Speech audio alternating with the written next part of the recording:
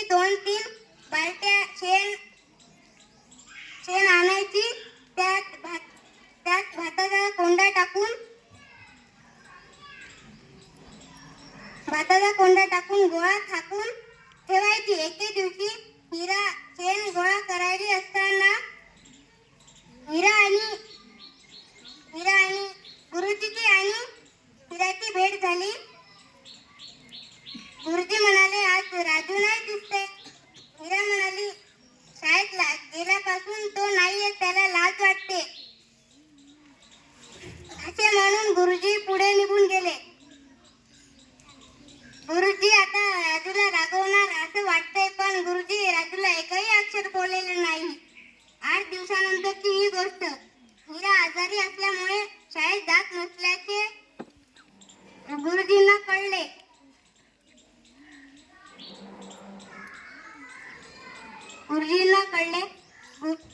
एके दिवशी गुरुजी सकाळी हिराच्या घरी गेले. बाहेरूनच हाक मारू लागले, राजू, राजू. काय म्हणत बाहेरच पडला. नुकतंच झोपेतून उठला असावा. तुझी आई आजारी आहे ना? खरं ना? चल, आज आपण शेण गोळा करायला जाऊ.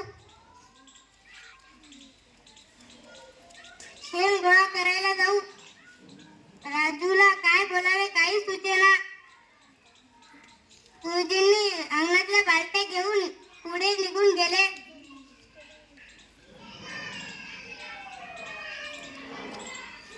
राजूने विचारले, तुम्ही पण येत आहे शेण गोळा करायला? गुरुजी म्हणाले, हो, यात कसली लाज, हे काम तर फारच छान.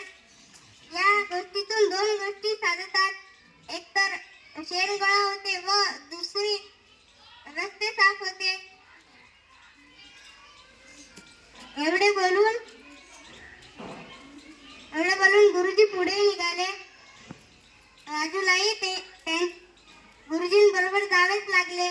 त्या दिवशी राजूने रस्त्यावरचे पूर्ण शेण उचलले